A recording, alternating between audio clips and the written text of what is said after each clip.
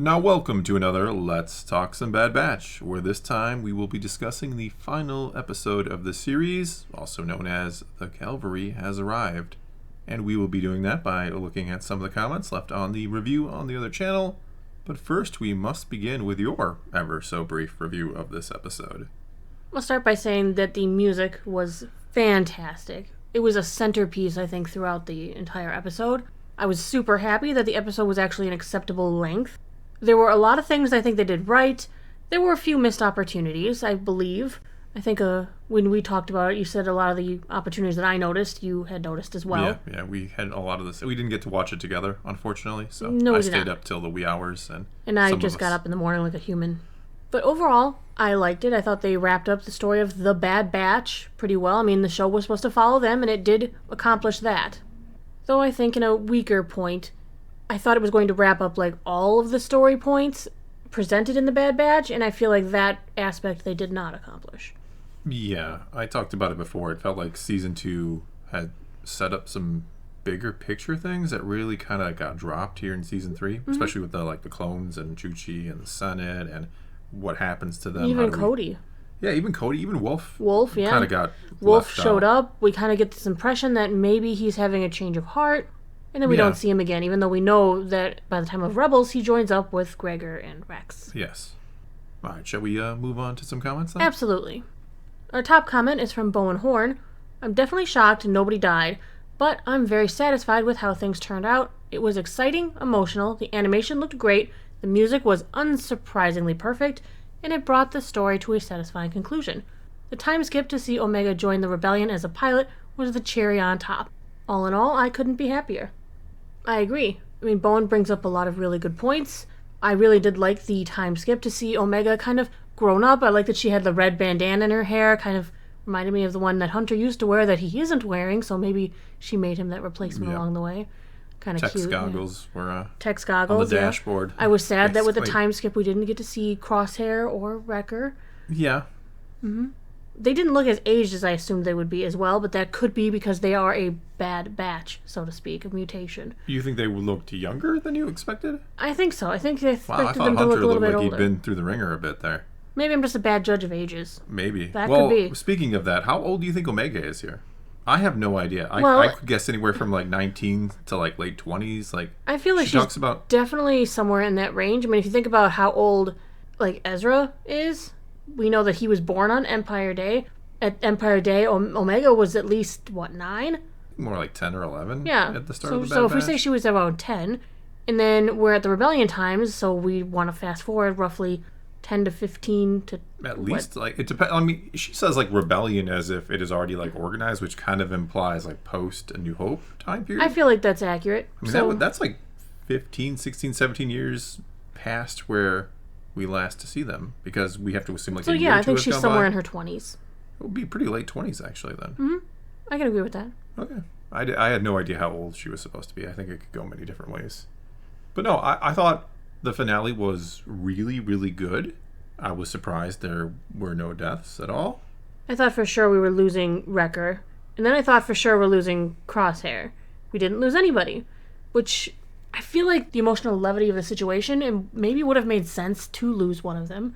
That's kind of how I felt about it. I feel felt like weird rooting for somebody to die. I don't know that I was rooting for anybody to die, because it ended and I'm like, oh, that's a nice ending. Mm-hmm. I'm glad they all got a happy ending, but at the same time you're you kind of, and maybe it's just me, but I felt like there was an emotional punch there that I was waiting for that we never really got. That something that just hits you and sticks with you.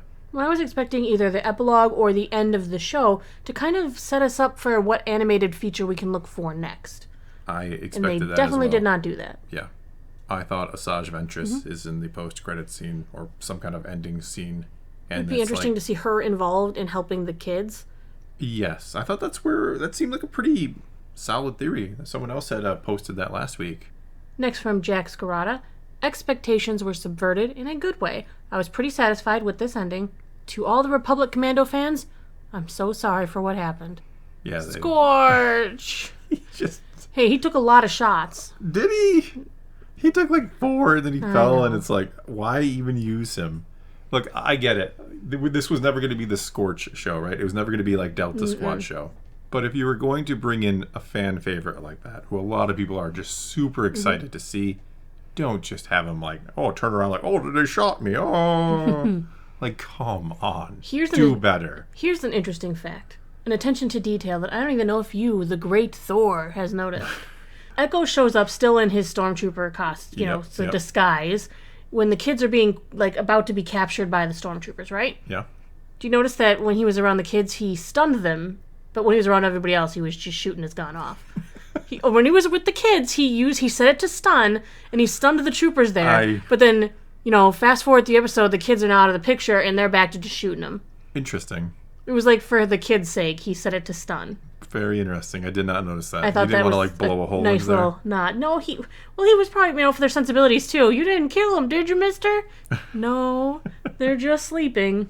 They are just sleeping. I did not notice that. Yeah, not to mention the loose thread of what the heck is the Zillo Beast doing? He's just out there in the woods, eating some batchers. Who knows? The little, I forget what they were called. Yeah, Batcher. They called him something. Yeah. Maybe let's move on to the next one. He's fine. He got a good end to his story. Next from Seriously Black. I'm glad that they kept Omega an interesting and heroic character without slapping a Jedi label on her. Pretty awesome that she goes on to be a fighter pilot for the Rebellion. Yeah, she never becomes a Jedi. Not that we know of yet. She needs a blood transfusion first. Yes, she needs to get some tiger blood in there. Yeah, and then she'll be fine. Yeah, just like Craven. But let's not talk about that upcoming movie. Oh. No, I was pleasantly surprised that she didn't become a Force-sensitive child. You're a Jedi, Omega. Yeah, I'm glad they didn't go Sabine with her, where she's already pretty good at other things. You didn't need to give her Jedi. She has her own too. thing. I'm glad that they kept her within the wheelhouse of the things she is good at. Yeah, what a concept. You don't need to give a character every ability under the sun. That kind of does the opposite. It makes them less interesting when they can just do anything and everything. It placed more value in her training with the Batch. Yeah, exactly. Exactly. Like, her experiences with the Batch are what made her who she is, instead of like, oh, it turns out I'm Force-sensitive. I'm going to go with Asajj and train as a Jedi. I'm glad they didn't do that. So that's why I'm actually good at tracking, and that's why my aim is so good, and that... Yeah. No, it's because you trained and you worked hard for those skills. Next up, from Retracted and Redacted, what I love was that Echo showed exactly why he was an ARC trooper. He was able to infiltrate one of the most secure facilities in the galaxy and successfully implemented a prison break. He even gave the Clone X Squad a run for their money. It was amazing to see Echo shine after being overlooked throughout the entire series. A+ comment. I'm not even going to say who this time, because Echo made his presence known finally. He did. He did. He rallied the rest of his clone brothers. He saved the kids. He got them to the he got them out of there. He was given the He was taking on souped up Clone Xers, yeah. He did a great job. He was an ARC trooper. We salute Clone Trooper Echo. He really did shine in this episode. I'm glad that he got his own piece. Yeah, he needed it after. He wasn't, relegated to running around in the woods with the rest of them. He was busy infiltrating. He was the star. I mean, really. I mean, the others just kind of showed up at the end when she's already out, and actually she had to go back and get them, and then they had to get her, and why did they even bother coming in? Echo was fine. Echo had it. Yeah, they ruined it all by coming in. Echo's like, guys, I'm he would have gotten them all out of there without them. I think Echo without the rest of them everything would have gone great. Yeah. Not that there were any repercussions other than Crosshair losing a hand. That was pretty grim. But they didn't even show it. Boo. All right, let's move on. Next comment from, and I'm going to pronounce this wrong, Gizmesmas? I'm pretty sure Recker was supposed to die, and they changed it last minute. I don't know. That's... Whatever. Sorry if you're watching. I'm very sorry. People are going to have to start putting their comments with pronunciation guides for me. If you want your name pronounced correctly. But anyway, I do get the feeling that perhaps Recker was meant to die, and they did change their mind. I mean, he was hobbling along for a long time. Yeah, they were like, we got to get you to the back to tank in 5 minutes or you're dead. Oh, we need another med pack. We got no more med packs. Yeah. I'll be fine. Yeah, I feel like Recker was going to die, and they said, that's fine. Let's let him and then he just kept fighting like nothing was wrong. I was like, well, maybe when they hooked him onto the reconditioning tank, they're like, well, we got to heal him up a bit first. Yeah. Maybe. Yeah. Maybe they healed him first. That was my only thought. Like, maybe they want to turn him. Think about it. The droid was attending to Crosshair's missing hand. True. So they may have because they stitched wanted up. to use them. He wanted Yeah. to convert them into his next clone X's. Yeah, and I do remember we heard Michelle Ang talking about a bittersweet ending, and I believe we also heard, I don't know if it was from her, but that they may have changed some things. They tried a few different endings. So is it possible she thought Recker was going to die, and that would be the bittersweet element? It could be. Yeah, I don't know. Maybe there was a different ending she thought we were getting.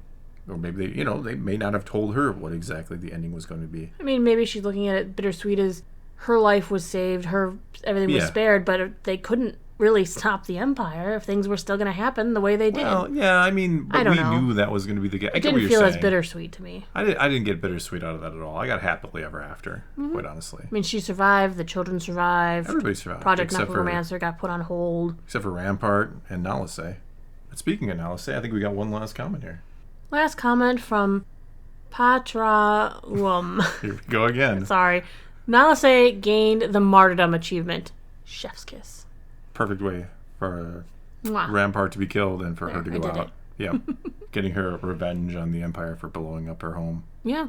And even maybe just, giving some closure to what she and them were all doing with the clones. The fact that she feels responsible for their current situation. The fact that she's she not feels like responsible for Omega's situation.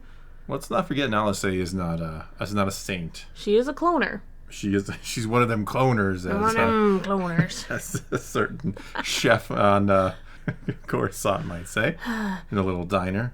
So, well, I mean, it was their job, and she's the one who survived the Kaminoans' destruction on Kamino. That we know of, yeah. That we know of, at least the ones that were involved Yeah, in that in the cloning cloning, yeah. facility in particular. But they weren't saints. But I feel No. like this is a perfect ending for her. This is the closure. She took her work with her to protect Omega, who she cared about. The Yeah. fact that she made Omega her assistant, she knew from the beginning Omega was special. Well, she kept it secret, too, when she was She like, always the kept blood it secret reacted. from the Kaminoans. She kept it Yeah. secret from Hemlock. She did a wonderful job. I agree. And I think the people who made the show did a wonderful job as well. I Gonna agree. be sad to see it go. Are you going to rate the Bad Batch show? Ooh. This you don't have season to. or the show? That's The whole hard. thing? That is hard to do. A rating, Maybe then don't. a Hammers, because it's I too think it hard. got progressively better. It did. I think season 1 was the weakest of the seasons. And Yeah.